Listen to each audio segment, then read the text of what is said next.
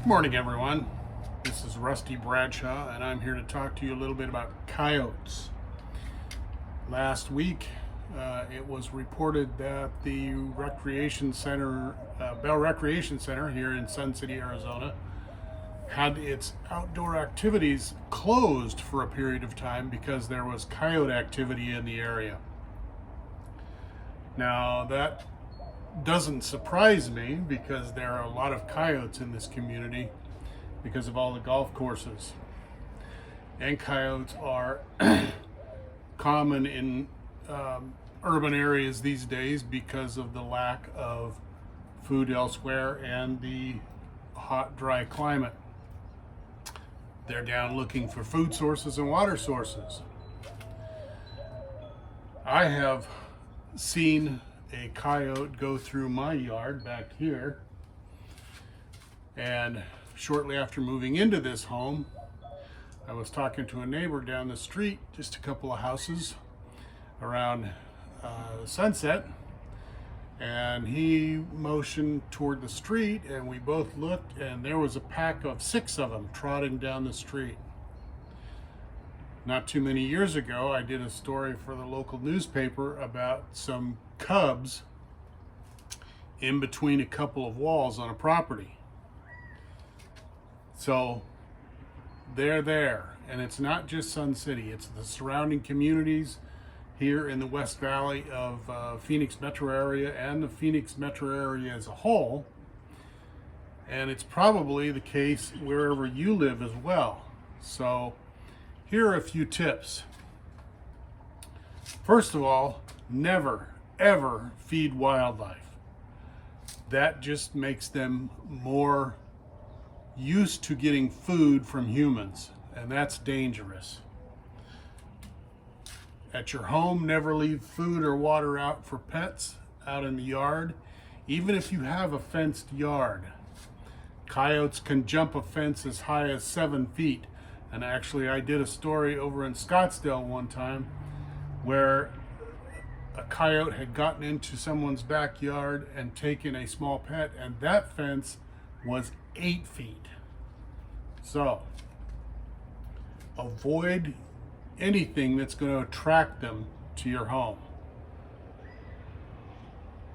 Next, if you see one and you're out, if you're walking your pet, pick the pet up. That way you're going to be able to protect the pet a little better. There's something called hazing of coyotes, and experts recommend this. Don't ever run away from a coyote. It's just going to embolden them to chase you. Instead, yell, scream, wave your arms. If it's not doing any good, get a little louder, get large. Loud and large is what they say. Move toward the coyote. And what might happen, not always, but what might happen is the coyote doesn't turn and run away. So you just keep advancing and yelling and screaming. You can also take a can with marbles or pennies to make noise. Some people suggest repellents. Rodent repellent, or I was just reading about using bear repellent. As far as your property is concerned, repellent is good, although it's not 100% effective. One thing that they did say is you can use something called predator urine. And they also said human urine works well too. But I wouldn't recommend going out and peeing in your yard. That may not please your neighbors, and it may not also chase out the coyotes. Just be careful. Do some common sense things like not making your place attractive. One thing that I also did read is that, and we've got it here and we've got to take care of it soon, if you have bushes, tall, unkempt bushes, especially next to a structure, that's a place where coyotes can hide and make a den. Okay, and not too long, and that this is true because not too long ago I was sitting in my bathroom on that side of the house, and I can hear a coyote on the other side of the wall yipping.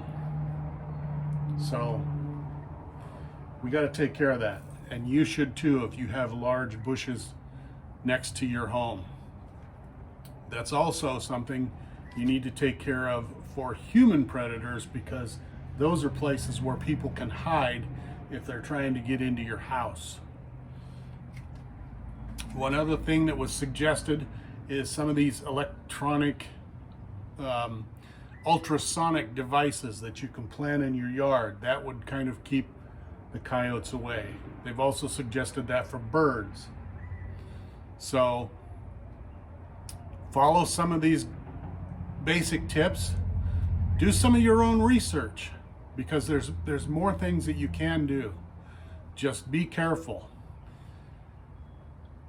After reading about the closing down of the outdoor activities at Bell Center, I also saw something posted on Facebook where a resident here in Sun City posted a picture of a sand trap on the one of the golf courses where coyotes had made a den. So I would hope that organizations like the rec centers that have situations like that will take care of it in some way, because if you've got a den on a golf course and people are going by, they may disturb. One other thing that I read about coyotes is they're active year-round, but they're most active during pupping season, which is right about now, April through August. They're also fairly active looking for food and water sources during the late winter, November through February. So be on the lookout, especially now and in the late winter, because they will be active. Follow some good sense tips. So do your own research. Be careful out there. Thank you for watching.